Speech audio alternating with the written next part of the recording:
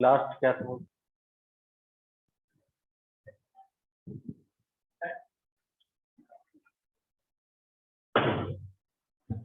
Last क्या था?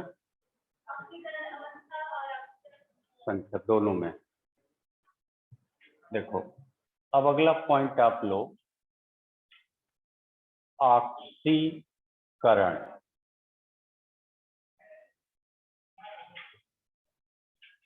Slide reading ले लो।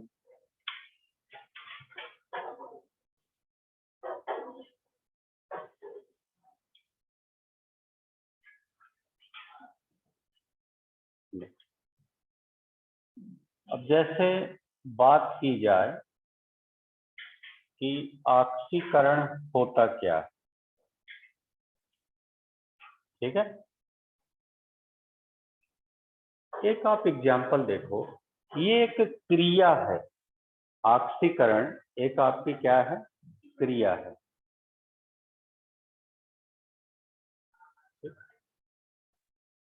तो अब हम जैसे बोलते हैं, कुछ मान लीजिए कि एक बच्चा है,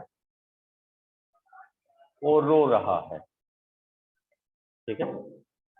और आपसे हम पूछें कि बच्चा क्या कर रहा है, तो आप बोलोगे क्या? रो रहा। लेकिन हम आपसे बोलें कि नहीं, वो हंस रहा,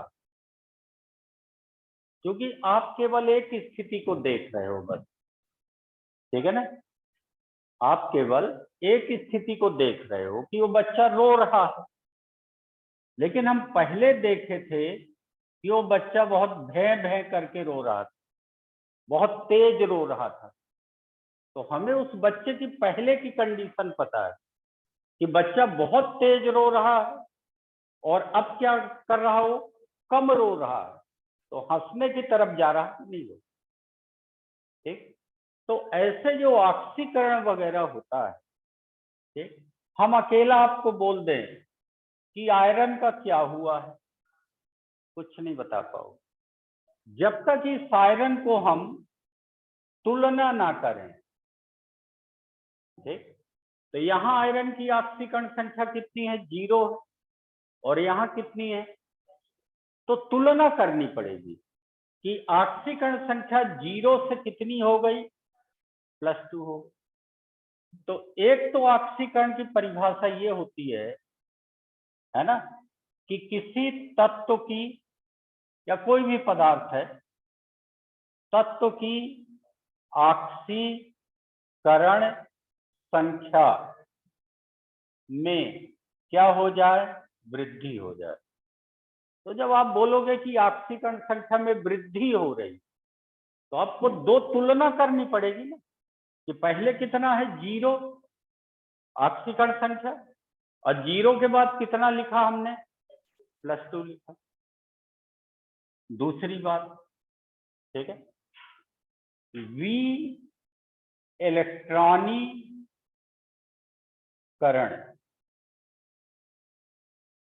V मतलब होता है केमिस्ट्री में निकलना, इलेक्ट्रॉन का निकलना। V क्या होता है? ऑक्सीकरण, ठीक। तो यदि ये कठिन लगता है तो ऐसा भी लिख सकते हो, इलेक्ट्रॉन का निकलना, ठीक। अब आपको ये बेसिक बताया हुआ है कि ये परमाणु है, उदासीन हो गया। एक इलेक्ट्रॉन निकलने पे एक प्लस चार्ज बढ़ता है, तो 2 इलेक्ट्रॉन निकलने पे, तो इसका मतलब ये हुआ कि यदि Fe से Fe+2 बना होगा तो कितने इलेक्ट्रॉन निकले होंगे? 2 इलेक्ट्रॉन, ठीक है ना। तो ऑक्सीकरण संख्या में वृद्धि हो जाना, इलेक्ट्रॉन का निकलना, कोई तत्व है, परमाणु है, कुछ भी है ना, यदि उससे इलेक्ट्रॉन निकल जाएगा तभी तो प्लस चार्ज बढ़ेगा। तीसरी परिभाषा, ऑक्सीजन का जुड़ना। ऑक्सीजन का जुड़ना, ये भी आपका ऑक्सीकरण होता है। तो मान लो कोई तत्व है X, कोई भी तत्व हो सकता है, और ये तत्व XO2 बना दिया, तो संतुलित करोगे तो मतलब यहाँ ऑक्सीजन आएगी। तो केवल एक्स को देखो, एक्स यहाँ अकेला है और यहाँ एक्स किसके साथ यौगिक बनाया, ऑक्सीजन के साथ। तो एक्स में ऑक्सीजन बढ़ गई, ये कौन सी क्रिया हो गई, ऑक्सीकरण। किसका ऑक्सीकरण हुआ है, एक्स का। पढ़ किसको रहे हैं हम, एक्स। तो यहाँ एक्स अकेला है, यहाँ एक्स का ऑक्सीजन के साथ क्या बना है, यौगिक बना। ठीक, अगला ऑक्सीकरण की एक डेफिनेशन है, हाइड्रोजन का निकलना। ठीक, मान लो हमने लिखा XH2, ये कोई यौगिक है और हमारा फोकस एक्स पे है कि एक्स का क्या हो रहा है।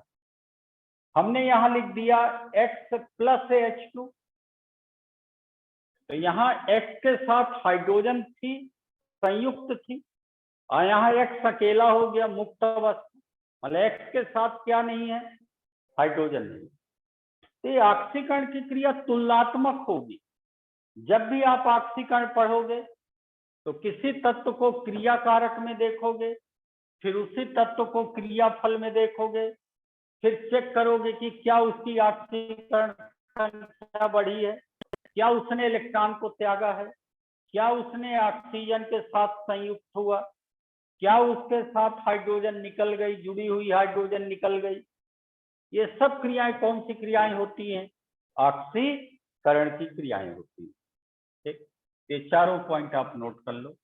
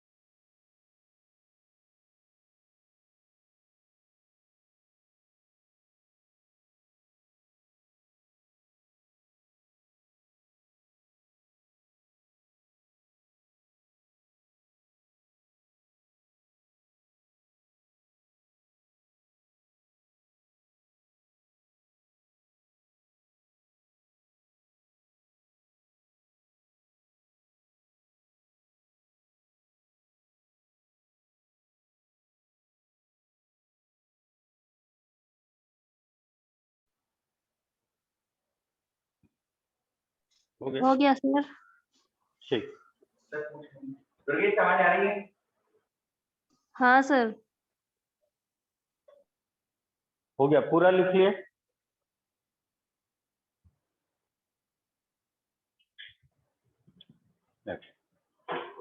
अब ऑक्सीकरण के बाद बात आती है कि अपचयन क्या है।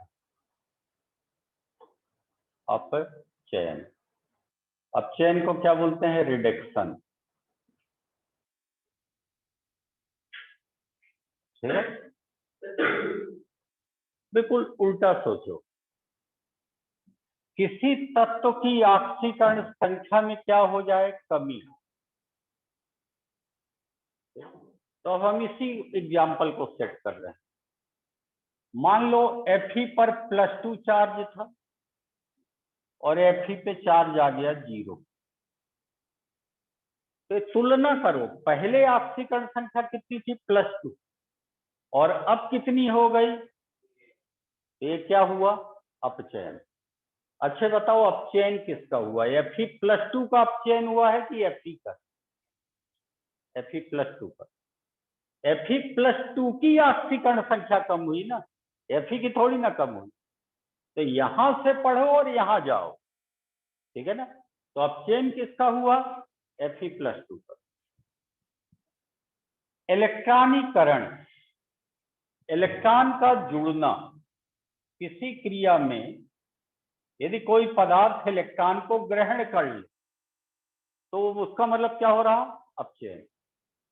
तो जैसे Fe+2 है और ये 0 हो गया तो 2 प्लस चार्ज कम हुए ना। तो ये कितने इलेक्ट्रॉन को ग्रहण करेगा? 2 इलेक्ट्रॉन को, ठीक है ना। तो जब कोई पदार्थ इलेक्ट्रॉन को ग्रहण करेगा, ठीक है ना, तभी तो उसका प्लस चार्ज कम होगा, ठीक है। तो इलेक्ट्रॉन का ग्रहण करना क्या होता है? इलेक्ट्रॉनीकरण, इलेक्ट्रॉन का जुड़ना, ये क्रिया अपचयन है। ऑक्सीजन का जुड़ना नहीं, ऑक्सीजन का निकलना। अब मान लो ये कोई यौगिक है XO2, X तत्व के साथ ऑक्सीजन थी, क्रिया हुई, X तत्व अकेला बचा, उसके साथ वाली ऑक्सीजन निकल गई। तो मेरा पढ़ने का तरीका क्या है? किसके बारे में पढ़ रहे हैं? X के बारे में। तो X के साथ ही यहाँ ऑक्सीजन थी, संयुक्त थी, और यहाँ X के साथ ऑक्सीजन नहीं। मतलब कौन सी क्रिया हो गई? अपचयन। हाइड्रोजन का जुड़ना, ठीक है ना, हाइड्रोजन का जुड़ना, ठीक। कैसे? यहां X अकेला था और यहां X का XH2 बन गया। मतलब X के साथ क्या जुड़ गई? हाइड्रोजन, ठीक है ना। तो X यहां मुक्त अवस्था में है, प्लस का मतलब ये अलग है, ये अकेला X है। X ने यौगिक बना लिया किसके साथ? हाइड्रोजन के साथ, ठीक। तो बिल्कुल उसको उल्टी घटना कि तत्व की ऑक्सीकरण संख्या में वृद्धि होना ऑक्सीकरण, ऑक्सीकरण संख्या में कमी होना अपचयन, इलेक्ट्रॉन का निकलना ऑक्सीकरण, इलेक्ट्रॉन का जुड़ना अपचयन। तो ये दो क्रियाएं तो लगभग एक जैसी है ना भाई। ऑक्सीकरण संख्या कम होगी तो इलेक्ट्रॉन जुड़ेगा और ऑक्सीकरण संख्या बढ़ेगी तो इलेक्ट्रॉन निकलेगा, यही तो होगा, ठीक। ये 4 पॉइंट आप और नोट करो। अपचयन,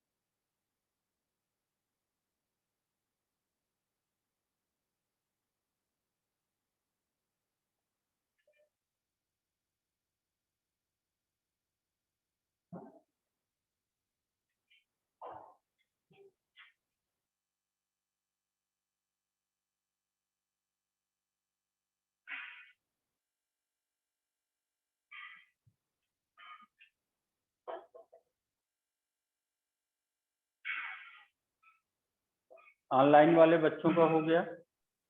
सर डन सर। हाँ सर। ठीक, तुम लोग का बेटा?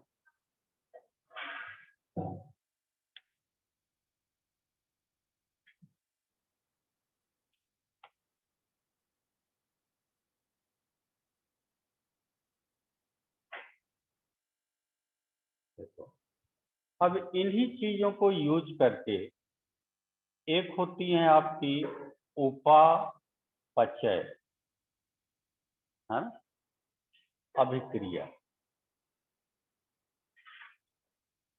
लेकिन इसको ज्यादातर आजकल हिंदी मीडियम में भी लिख देते हैं, हिंदी में ही रेडॉक्स लिख देते हैं, है ना। तो अब देख लिया करना, उपापचय अभिक्रिया का मतलब क्या होता है, रेडॉक्स। रेडॉक्स में दो वर्ड हैं, एक तो रिडक्शन है और एक क्या है, ऑक्सीडेशन। तो ऐसी अभिक्रियाएं जिसमें ऑक्सीकरण और अपचयन दोनों आपको देखने मिले, उसको क्या बोलेंगे, उपापचय अभिक्रिया या रेडॉक्स। हम ज्यादातर अब रेडॉक्स ही बोलेंगे, ठीक है ना। ये हिंदी में ही ऐसा लिखा आजकल मिलेगा, रेडॉक्स, बस। इस शब्द का उपयोग बहुत कम होता है। मान लो हमने लिखा यहां जिंक सॉलिड। सॉलिड मतलब जिंक की कौन सी अवस्था होती है, धातु है, ठोस ही तो हो। और यहां कॉपर सल्फेट, अब सूत्र वगैरह बनाना सब दिमाग में रखना। कॉपर की संख्या 2, सल्फेट की 2, धनायन ऋणायन का यौगिक है। और यहां लिखा है जलीय विलयन, जलीय विलयन को एक्वस। तो हमेशा दिमाग में रखना, यदि कोई आयनिक यौगिक है और जल में डाल रहे हो तो किस में टूट जाएगा, धनायन और ऋणायन। तो अंडरस्टूड है, इतना बार बार नहीं लिखा जाता। एक ही को मतलब ही है कि उसका विलयन बनाया गया है। अब विलयन में कॉपर आयन होगा और सल्फेट आयन, ये एक ही को मतलब है, अलग अलग आयन होंगे, ठीक, इक्वल। अब हमने लिखा ZnSO4 AQ और यहां लिख दिए कॉपर सॉलिड। देखो प्रैक्टिस ऐसे होती है कि सल्फेट आयन में देखो कुछ नहीं हो रहा, इसका लोगे तो कॉपर आयन होगा और सल्फेट आयन। जिंक सल्फेट का विलयन है तो जिंक आयन होगा और सल्फेट आयन। तो सल्फेट आयन जैसा क्रिया कारक में है वैसा ही कहां पर है, क्रियाफल में, ठीक। तो ऐसे भी आयन पड़े होते हैं क्रिया में जिनमें कोई परिवर्तन नहीं होता, उनको बोलते हैं स्पेक्टेटर आयन। स्पेक्टेटर जैसे दर्शक, मतलब दर्शक टाइप होते हैं। क्रिकेट मैच चलता है, खेलती तो दो टीमें, स्टेडियम फुल होता है देखने वालों से, ना उनको बैट चलाना ना उनको बॉल फेंकना, है ना। तो ये दर्शक है, बस ये उपस्थित होगा लेकिन क्रिया में इसमें ना ऑक्सीकरण है ना अपचयन। तो कुछ चीजों को ध्यान रखना पड़ता है कि सल्फेट यहां वैसे है, क्या हुआ होगा, यहां ये जिंक मुक्त अवस्था में है 0, और कॉपर सल्फेट में कॉपर का +2 होगा सल्फेट का, और जिंक सल्फेट में जिंक का +2 और सल्फेट का, और ये स्वतंत्र अवस्था है कॉपर की, कोई आवेश नहीं लिखा गया है तो 0। अब आप ध्यान दो कि जिंक का क्या हो रहा है, 0 से +2 हुआ कि नहीं, जिंक का 0 से कितना हुआ, तो जिंक की ऑक्सीकरण संख्या बढ़ गई। तो आप बोलोगे कि जिंक का क्या हुआ, ऑक्सीकरण। अब कॉपर का +2 से 0 हो गए तो कॉपर का क्या हुआ, अपचयन, ठीक है ना। तो ऐसी रासायनिक अभिक्रियाएं जिसमें ऑक्सीकरण और अपचयन दोनों क्रियाएं एक ही इक्वेशन में, एक ही समीकरण में हो, उनको हम क्या बोल देते हैं, उपापचय अभिक्रिया या रेडॉक्स रिएक्शन। तो ये क्रिया रेडॉक्स है। अब रेडॉक्स क्रिया जो है एक्चुअल में, रेडॉक्स क्रिया दो अर्ध अभिक्रियाओं या रेडॉक्स क्रिया में दो अर्ध अभिक्रियाएं होती हैं, दो अर्ध अभिक्रियाएं होती हैं। इन अर्ध अभिक्रियाओं को कुछ ऐसे लिखा जाता है कि केवल आप वो प्रजाति लिखो जो आपसे कृति अपचयित हो रही, दर्शक को मत लिखो, केवल खिलाड़ियों की बात करो। तो दर्शक कौन है यहां? सल्फेट, मत यूज करो। Zn से Zn+2 बना, सॉरी Zn सॉलिड से क्या बना आपका? Zn+2 एक्वस विलियन में है। अब आपको पढ़े हो कि जब किसी क्रिया में एक प्लस चार्ज बढ़ेगा तो एक इलेक्ट्रॉन निकले, तो यहाँ 0 से +2 हो रहा, तो कितने इलेक्ट्रॉन अलग होंगे?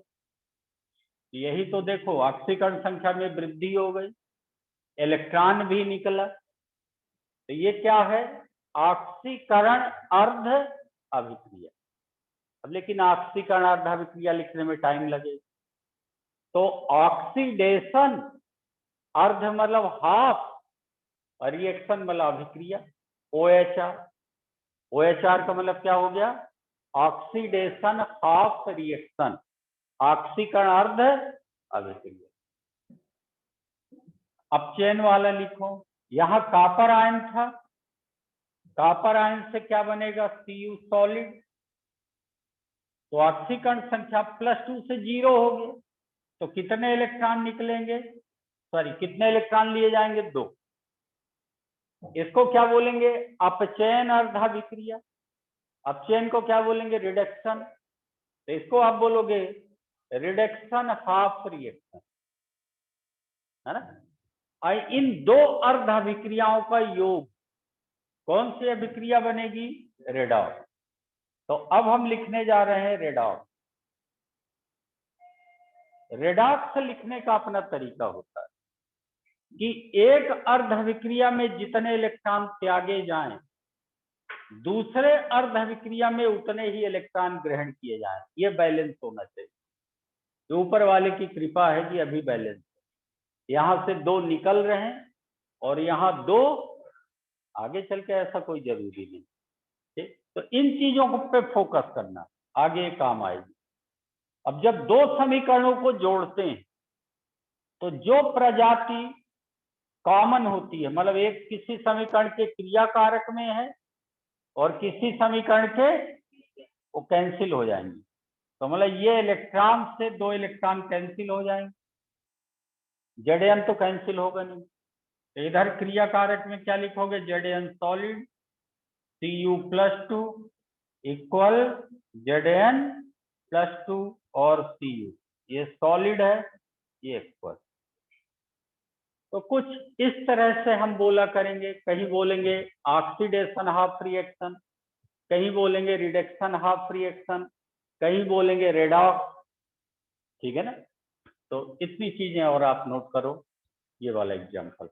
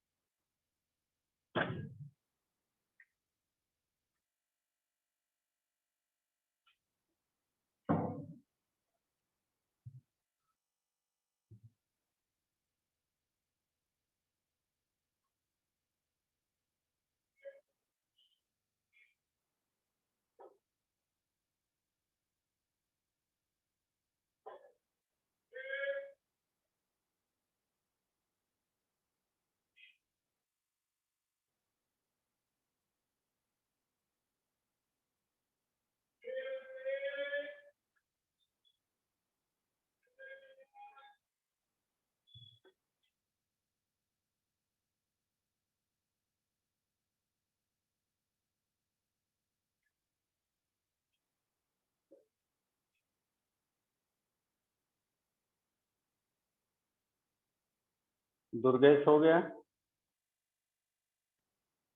हाँ सर। हाँ सर, हो गया। ठीक, तुम लोग का?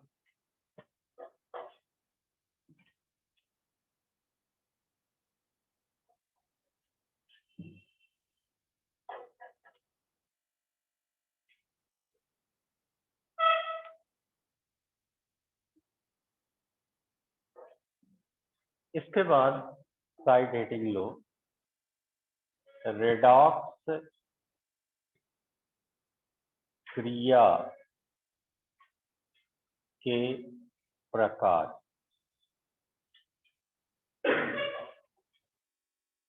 ठीक है, देखो केमिस्ट्री में एक चीज हम बोला करते हैं, प्रजाति। ठीक है, बायो में भी पढ़ते हैं। तो प्रजाति का मतलब अणु भी हो सकता है, परमाणु भी हो सकता है, धनायन भी हो सकता है, ऋणायन। ये सब प्रजातियां हैं, इलेक्ट्रॉन, प्रोटॉन, न्यूट्रॉन। तो जब प्रजाति बोले तो उसका अर्थ किसी से भी ले सकते हो। ठीक, रेडॉक्स क्रिया जो रहती है वो 4 प्रकार की आपको पढ़ना। ठीक, एक होता है अंतरा आणविक उपापचय क्रिया, रेडॉक्स क्रिया। ठीक, अंतरा आणविक रेडॉक्स क्रिया, इसी को इंटर मॉलिक्यूलर रेडॉक्स। ठीक है, अब देखिए ड्रॉपर में उतना ज्यादा लिखवाया नहीं जाता, ना लिखना चाहिए, समझने पे ज्यादा रहता है। तो ऐसी क्रिया जिसमें एक प्रजाति का ऑक्सीकरण तथा दूसरी प्रजाति का क्या हो, अपचयन हो, तथा दोनों प्रजाति अलग अलग अणुओं में हो, अणुओं, परमाणुओं में हो। इसका मतलब क्या है कि ए एक अलग पदार्थ है, अब बी अलग पदार्थ है, ये अलग है, ये अलग। और इनसे मान लो हमने लिखा ए बी, तो सपोज ए 0 है, बी 0, यहाँ ए प्लस है, और तो ए एक अलग पदार्थ था, है ना, इनके बीच में प्लस है।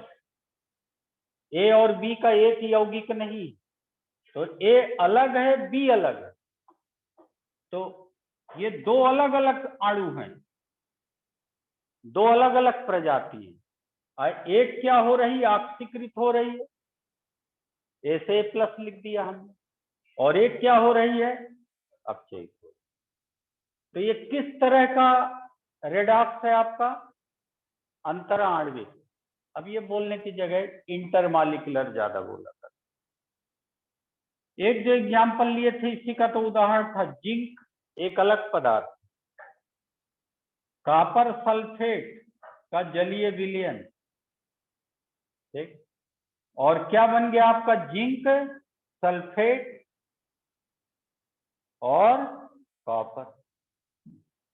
तो यहां दो क्रिया कारक हैं, एक क्रिया कारक ऑक्सीकृत हो रहा और दूसरे क्रिया कारक का कोई भाग क्या हो रहा, अपचयित हो रहा। तो इसको ऐसा भी समझ सकते हैं कि ऐसी रेडॉक्स अभिक्रिया जिसमें एक क्रिया कारक ऑक्सीकृत हो और दूसरा क्रिया कारक क्या हो, अपचयित। इसको सरल ढंग से लिखेंगे, कितना लंबा नहीं,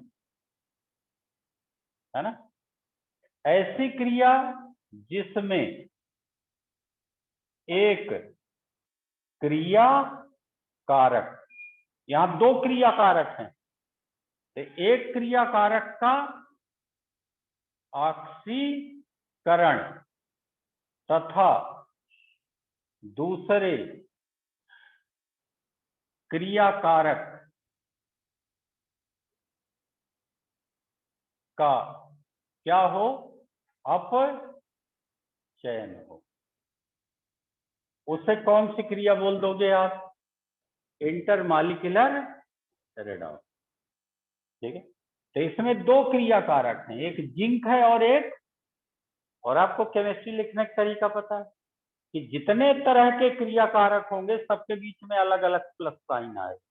जैसे हमने लिखा ए प्लस बी प्लस सी, कितने प्रकार के क्रिया कारक हैं, है ना। तो चलो इतना आप नोट करो।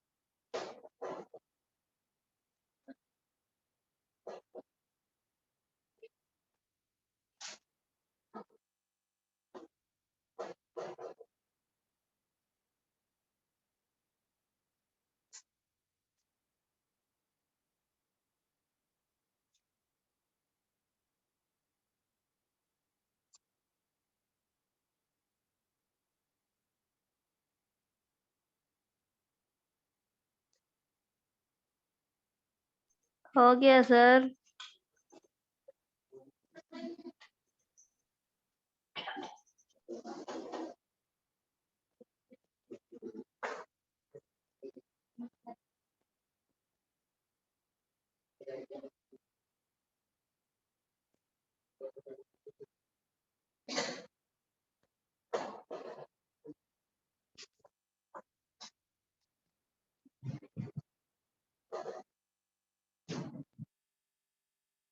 हो गया? सर हाँ क्लास अब इसी टाइम पर लगेगी? हाँ, इसी टाइम पे।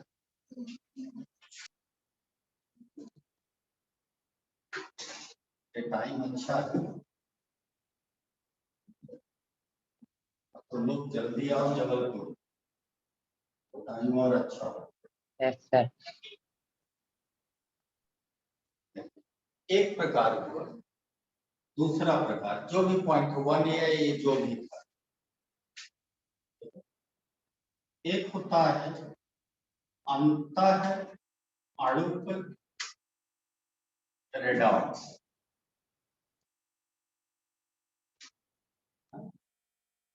इसको बोलते हैं, उसमें इंट्रा लिखवाया था कि इंटर, इंटर अंतः अणुक रेडॉक्स। यहाँ इंटर नहीं बोलेंगे, इंट्रा, INTRA। अरे उसको इंटर कर लो, अंतरा आणविक था ना वहां, है ना, INTER। पहले वाले में थोड़ा स्पेलिंग सुधार लेना बेटा, जो इससे पहले लिखे थे ना अंतरा आणविक, उसमें आई इंटर कर लो, INTER। इससे पहले वाले की साइड हेडिंग में 2 बार हो गया, ये इंटर कर लेना, ठीक है। और अब है intra, INTRA, intra molecular redox, ठीक है। अंतः अणुक रेडॉक्स, अंतः अणुक रेडॉक्स का मतलब ये है कि मान लो AB से हमने लिखा A और B, अब सब नहीं, ये एक ही क्रिया कारक है कि नहीं, ये भी एक पदार्थ, यहाँ एक ही क्रिया कारक है, एक ही ऑक्सीकरण संख्या मान लो +1 है, B की -1, A यहाँ 0 हो गया, B भी, तो A का प्लस से 0 हुआ, A का क्या हुआ है, अपचयन, यही हुआ। अब B का क्या हुआ, माइनस से 0 हुआ, -1 से, तो -1 से 0 होना मतलब बढ़ना है, तो B माइनस का क्या हुआ है, ऑक्सीकरण। लेकिन जो आयन परमाणु जो ऑक्सीकृत हुआ है और जो अपचयित हुआ, दोनों एक ही अणु के, तो है रेडॉक्स क्रिया, अपचयन भी दिखाई दे रहा और ऑक्सीकरण। तो ऐसी रेडॉक्स अभिक्रिया जिसमें ऑक्सीकृत होने वाला तत्व और अपचयित होने वाला तत्व एक ही अणु से संबंधित हो। तो क्या हम इसको ऐसा लिखें, जब ऑक्सीकृत एवं अपचयित होने वाला पदार्थ एक ही क्रिया कारक में हो,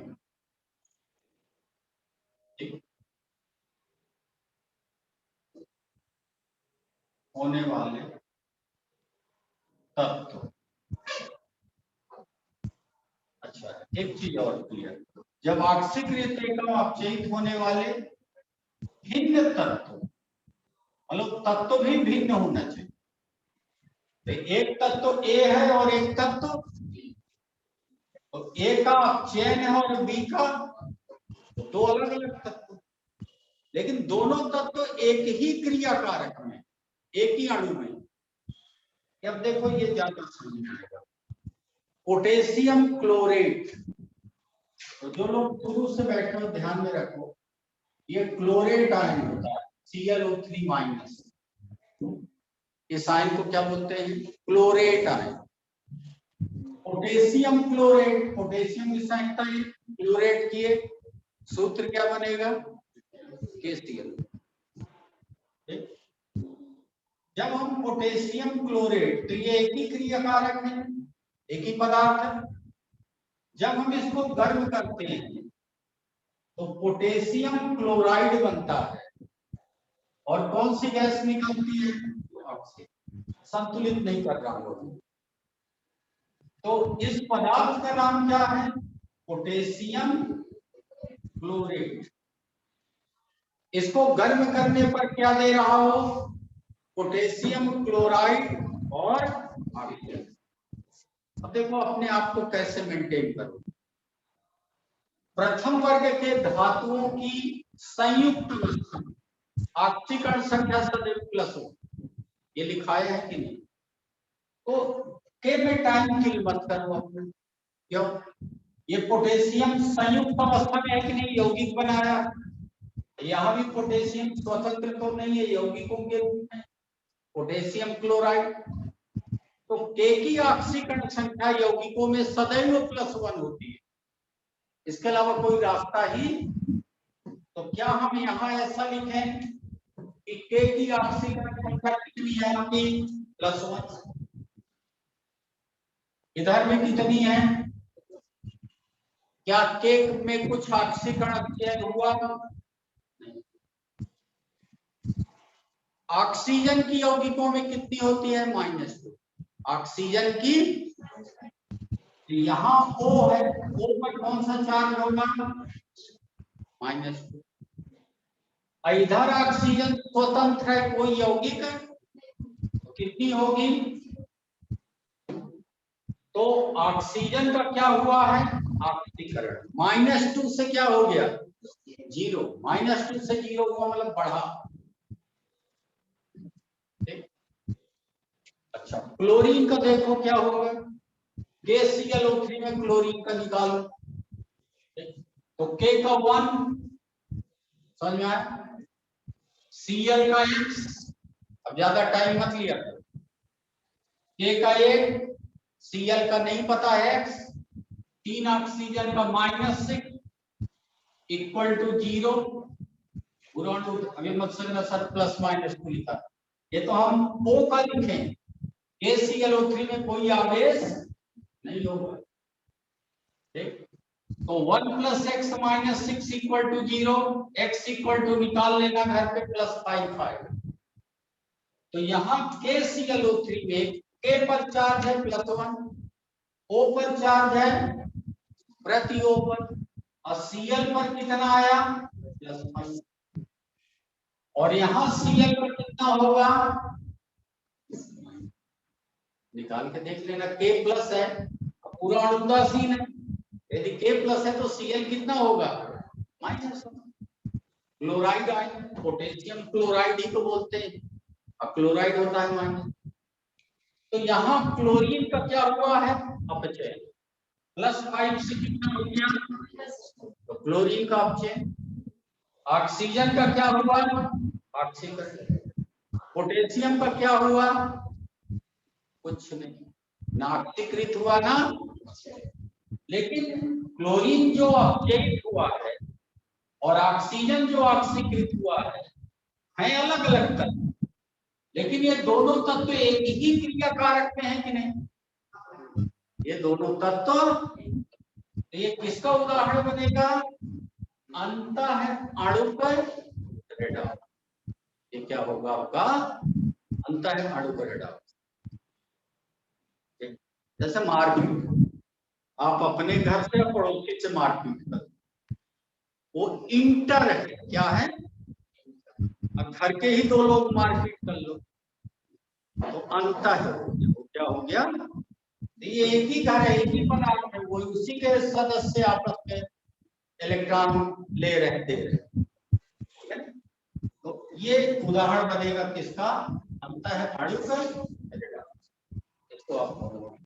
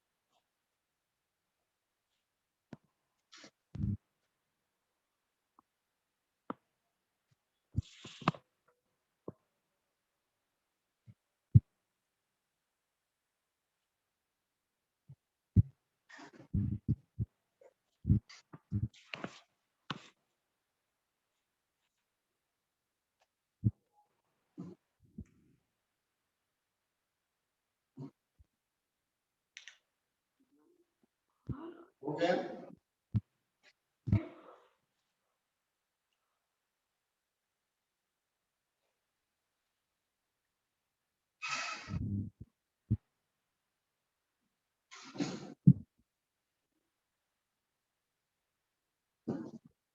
एक तीसरा प्रकार है रेडॉक्स का, स्व ऑक्सीकरण अपचयन। ऑक्सीकरण अपचयन मतलब रेडॉक्स, स्व ऑक्सीकरण अपचयन अभिक्रिया।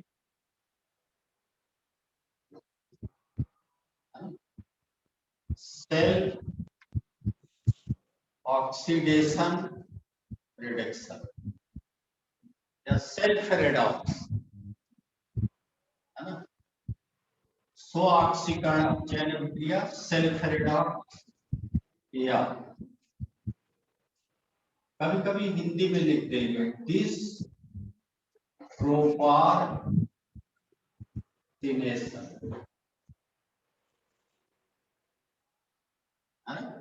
DISPROPORTIONATION,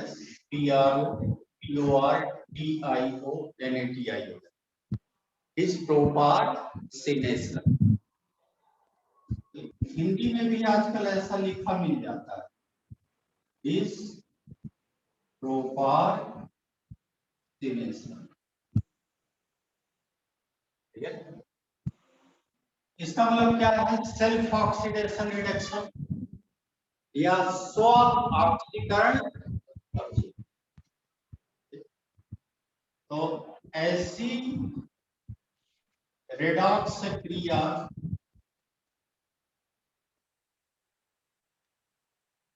जिसमें ऑक्सीकरण अपचयन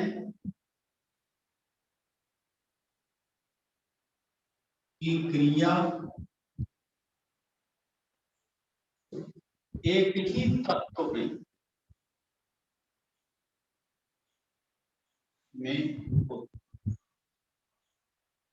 मतलब जो तत्व ऑक्सीकृत हो वही क्या हो? अपचयन। अपने को ही थप्पड़ मारो खुद रो।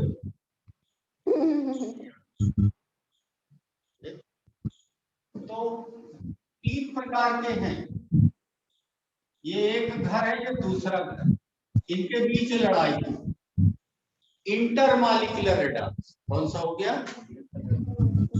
एक ही घर में दो व्यक्ति लड़ रहे हैं, इंट्रामॉलिक्यूलर। दो व्यक्ति की जरूरत नहीं, खुदे मारो खुदे रुको, पता है। ठीक है। तो हाइड्रोजन पराक्साइड, पराक्साइड आयन आपको पढ़ाया गया, ये ऑक्साइड आयन O-, ये ऑक्साइड आयन, पराक्साइड आयन ये होता है। O2 लिखा करो पहले और -2, ये पराक्साइड आयन। अब हम बोलते हैं हाइड्रोजन पराक्साइड, तो हाइड्रोजन की संख्या एक, पराक्साइड की दो, सूत्र क्या बनेगा? H2O, H2O2, hydrogen peroxide. Hydrogen peroxide को एक सनलाइट में भी रख दो ना, जरा सा हीट मिले, ये तुरंत टूट जाता है जल में। और कौन सी गैस देता है? तो देखो कुछ स्पीड आपको जैसा बोला करता हूं ऐसा नजर में रखो कि यौगिकों में प्रथम वर्ग के धातुओं की ऑक्सीकरण संख्या सदैव +1, द्वितीय वर्ग के धातुओं की ऑक्सीकरण संख्या +2, क्लोरीन की सदैव +1 यदि यौगिक बनाई। ऑक्सीजन की नॉर्मली कितनी होती है? कुछ अपवादों को छोड़कर, वो अपवादों को वही आ गया पराक्साइड। पराक्साइड में अच्छा हाइड्रोजन यहाँ यौगिक में है कि नहीं ये बताओ? संयुक्त अवस्था में। यहाँ भी हाइड्रोजन कौन सी अवस्था में है? तो टाइप को खराब करें, यहाँ भी हाइड्रोजन का +1 होगा और यहाँ भी कितना होगा? ऑक्सीजन को फोकस करो। लेकिन ये पराक्साइड है, पराक्साइड में प्रति ऑक्सीजन का कितना होता है? और ये पराक्साइड नहीं है, ये तो जल है, तो यहाँ ऑक्सीजन का कितना होगा? और ये ऑक्सीजन स्वतंत्र अवस्था में है, कितना होगा? 0 होगा। अब तुलना करो, -1 से ऑक्सीजन का -1 से -2 हो गया, तो ऑक्सीकरण संख्या कम हुई कि नहीं? तो कौन सी क्रिया है? ठीक है ना। और ऑक्सीजन का -1 से 0 भी हो रहा, -1 से 0 मतलब बढ़ी है ना। तो यहाँ ऑक्सीजन का ही ऑक्सीकरण है और ऑक्सीजन का ही, जब एक ही तत्व का ऑक्सीकरण अत्यंत होता है तो उसे क्या बोलते हैं? Self oxidation reaction, disproportionation. ठीक है, पहले तरीकों को दिमाग में रखो।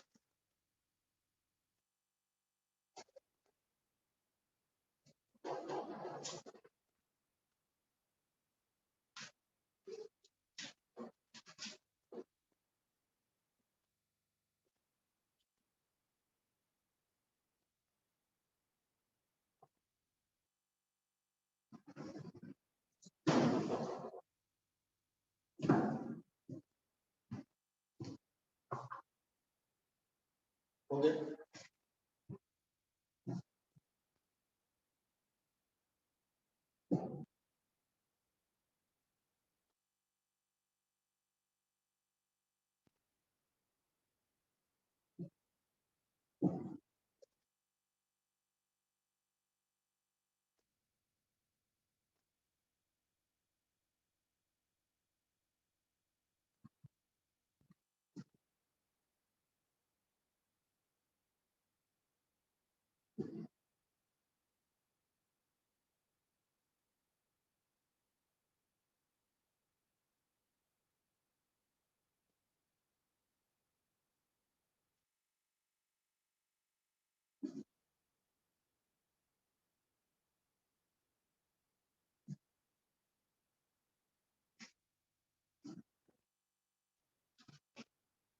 ये क्लोरीन है,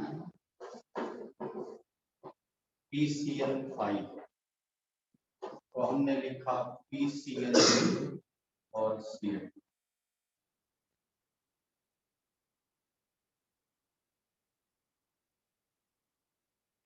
P को हमने लिखा PS3। बैलेंसिंग की कोई जरूरत नहीं आपको। OH माइनस मतलब क्षारीय माध्यम, OH माइनस मतलब PS3 प्लस H2PO2 माइनस।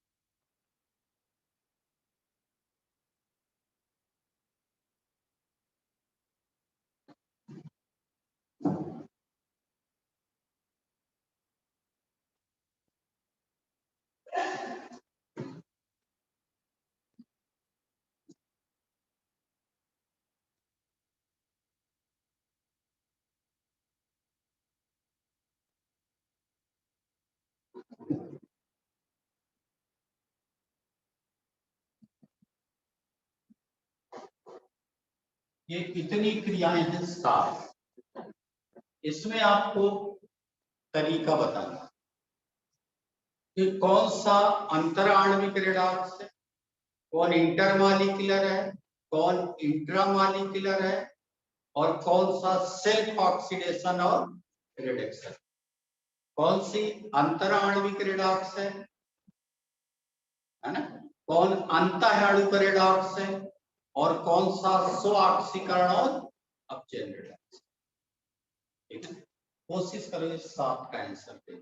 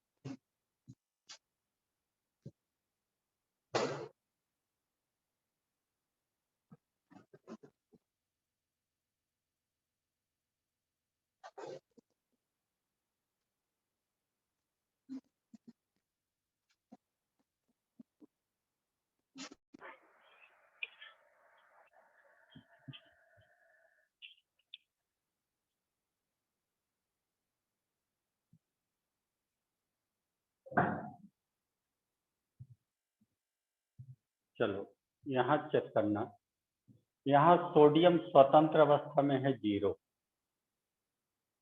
यहाँ ऑक्सीजन पे ध्यान मत दो, क्यों? क्योंकि ऑक्सीजन यहाँ भी संयुक्त अवस्था में है और यहाँ भी नहीं आसान भाई, यहाँ भी -2 होगा और तो कोई चेंज नहीं। Na का यहाँ 0 है, यहाँ यौगिक में प्रथम वर्ग के धातु की कितनी होगी? +1। हाइड्रोजन देखो यहाँ +1 है, ठीक है, यहाँ भी +1 होगा, लेकिन यहाँ तो 0 है कि नहीं? और यहाँ कितना था हाइड्रोजन का? +1। तो हाइड्रोजन क्या हुआ? अपचयित।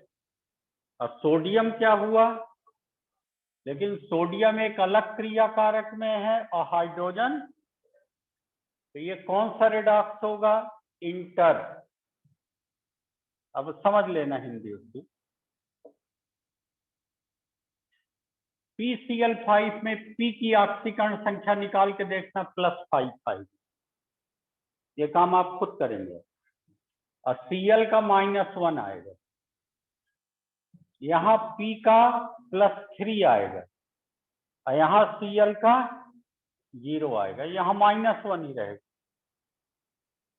तो P का +5 से +3 हो गया, तो P का क्या हुआ? अपचयन, है ना। और क्लोरीन की -1 से 0 हो गई। भाई यहाँ तो ठीक है -1 से -1, लेकिन और भी तो लिखा है, तो -1 से 0। तो क्लोरीन का ऑक्सीकरण है और फास्फोरस का अपचयन। लेकिन क्लोरीन फास्फोरस एक ही क्रिया कारक में है कि नहीं? अलग अलग तत्व हैं बट एक ही, तो ये किसका उदाहरण बनेगा? इंट्रा, अंतः। P का यहाँ 0 होगा, यहाँ P का निकाल के देखना -3 आएगा। ये काम घर पे करना कि कैसे लिख रहा हूं मैं। और यहाँ P का निकालोगे तो +1 आएगा। कितना आएगा? +1 पी का। तो पी ही देखो अपचयित है कि नहीं, 0 से -3। अब पी ही क्या है, ऑक्सीकृत भी है 0 से +1। तो ये सेल्फ ऑक्सीडेशन रिडक्शन है कि नहीं, स्व ऑक्सीकरण अपचयन। HCl में H+ होगा, यहाँ H0 होगा, यहाँ Cl -1 होगा, यहाँ 0 होगा। तो हाइड्रोजन का अपचयन है और क्लोरीन का ऑक्सीकरण। लेकिन HCl, H और Cl दोनों एक ही क्रिया कारक में है ना, तो ये क्या आ जाएगा, इंट्रा। ये क्या आ जाएगा, इंट्रा। H2 स्वतंत्र अवस्था में 0, O2 0, ये संयुक्त अवस्था में है H का +1, O का -2।